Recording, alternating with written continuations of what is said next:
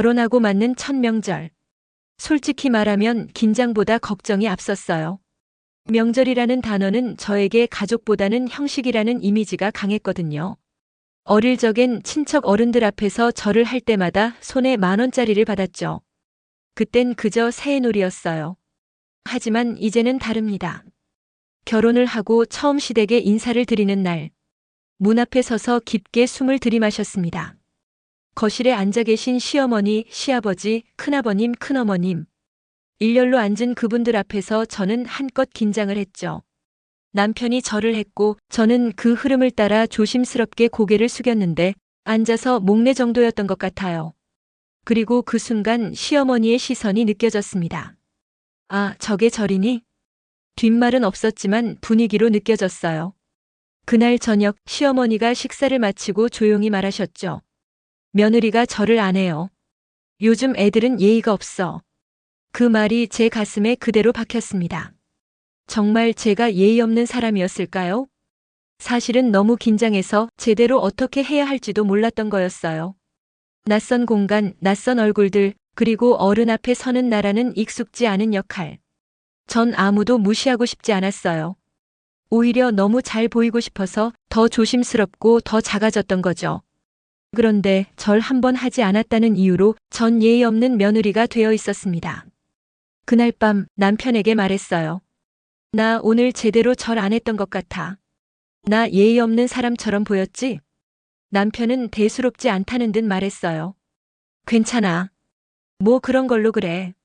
하지만 저에겐 괜찮지 않았어요. 예의는 행동보다도 진심에서 나오는 거라고 믿었는데 그 진심은 아무도 알아봐 주지 않았습니다. 나는 웃으며 인사했고 말끝마다 존댓말을 붙였고 작은 그릇 하나에도 양손으로 건넸어요. 그게 제가 할 수 있는 정성이었어요. 하지만 절 하나 하지 않았다는 이유로 그 모든 마음이 무효가 된 것 같았어요. 저는 그날 이후 예의라는 말이 조금 무섭게 느껴졌습니다. 그건 누군가를 평가하기 위한 도구가 될 수도 있다는 걸 그날 처음 알았거든요. 저는 아직 배우고 있는 사람입니다. 그리고 정말 알고 싶어요. 예의란 대체 무엇일까요? 정말 절 한 번에 사람의 됨됨이가 정해지는 걸까요? 그날의 저는 그저 잘하고 싶었던 사람이었을 뿐이었습니다. 그날 이후 제 마음속에는 예의 없는 며느리라는 꼬리표가 붙어버린 것 같았습니다. 아무도 그런 말을 직접 하진 않았지만 시어머니의 눈빛, 시아버지의 짧은 한숨, 그리고 남편의 무심한 반응이 모두 그렇게 느껴졌어요. 며칠 뒤 시어머니가 저희 집에 들르셨을 때였습니다. 저녁 식사를 함께 하고 난 뒤 그 말이 또 나왔습니다. 우리 집 며느리는 절을 안 해요. 진짜 시대가 달라졌지 뭐. 웃으면서 하셨지만 제 귀엔 또렷하게 들렸어요. 넌 틀렸어. 넌 어른 대접을 모르는 애야. 그 말에 남편은 웃으며 대답했어요. 요즘엔 그런 거 잘 안 해요. 마음만 있으면 됐죠. 그 순간 저는 남편의 말에도 가슴이 철렁했습니다. 마음만 있으면 됐죠. 그 마음을 아무도 들여다보지 않았다는 게 더 슬펐어요. 그날 밤 혼자 세탁기 돌아가는 소리를 들으며 앉아 있었습니다. 왜 이렇게 속상할까 생각했어요. 정말 절 하나 안 한 게 그렇게 큰 문제였을까? 아니면 그걸로 나를 판단한 시어머니의 시선이 더 아픈 걸까? 머릿속은 복잡하고 말은 끝내 나오지 않았습니다. 어른 앞에서는 설명하지 않아야 한다는 분위기. 말하면 오히려 변명한다고 들릴까봐 저는 계속 침묵했습니다.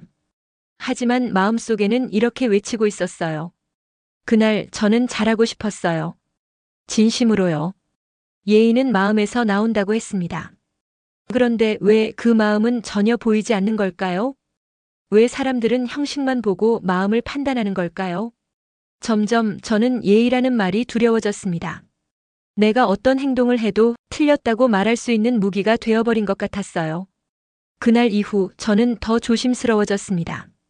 말을 고를 때도 행동 하나하나에 어른이 어떻게 볼까를 먼저 생각하게 됐어요. 그러면서 조금씩 제 안의 목소리는 작아졌습니다. 하지만 이제는 용기 내서 말하고 싶어요. 절은 안 했지만 마음은 정말 진심이었습니다. 제 행동이 어색하고 서툴렀더라도 제가 그 자리에 서 있는 건 결코 가벼운 마음이 아니었습니다. 사람의 마음은 말 한마디에 무너질 수도 있고 또 말 한마디로 위로받을 수도 있어요. 그리고 저는 그날의 말 한마디에 오래도록 무너져 있었던 겁니다. 예의란 뭘까? 며느리가 된 후 저는 그 질문을 수없이 곱씹게 됐습니다. 나름대로 최선을 다했다고 생각했어요. 시어머니보다 먼저 일어나고 음식을 담을 땐 꼭 양손을 쓰고 매번 인사를 할 땐 눈을 마주치고 웃었죠.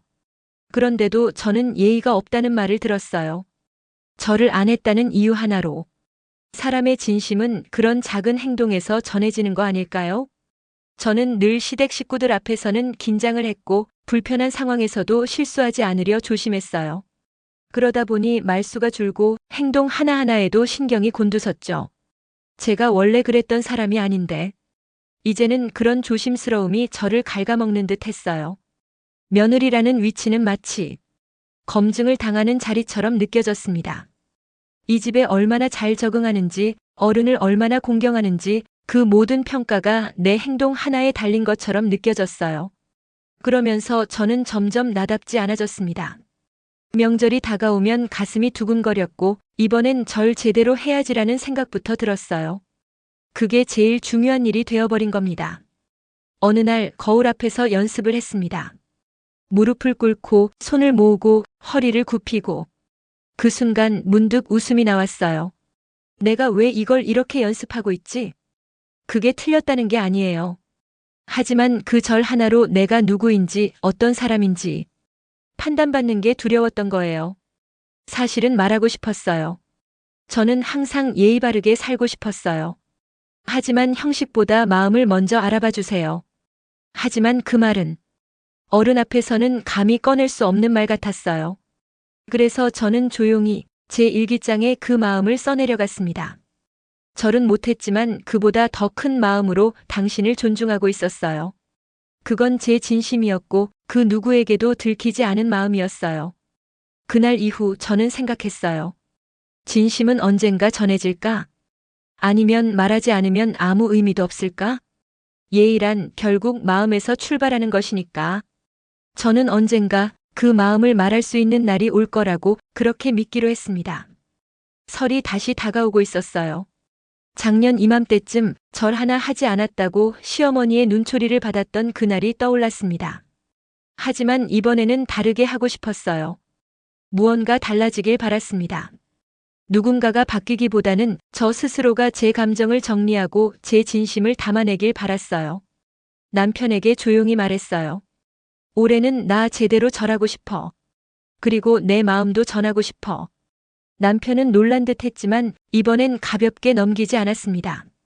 그래, 너 하고 싶은 대로 해. 신경 쓰지 마. 그 말에 조금 안심이 됐어요. 명절 당일. 시댁에 들어서며 다시 그 거실에 섰습니다.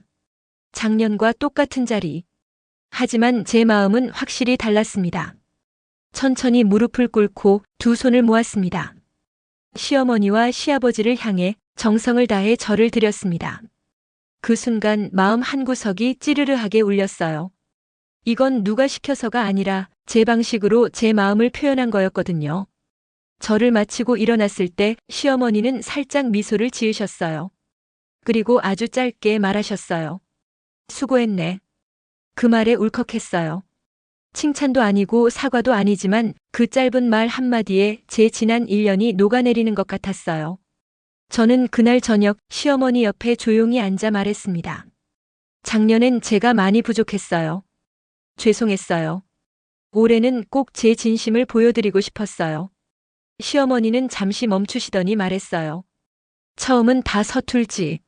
마음이 있으면 돼. 그 순간 저는 처음으로 며느리라는 자리가 아닌 한 사람으로서 인정받은 기분이었어요. 그날 집으로 돌아오면서 창밖을 보며 생각했어요.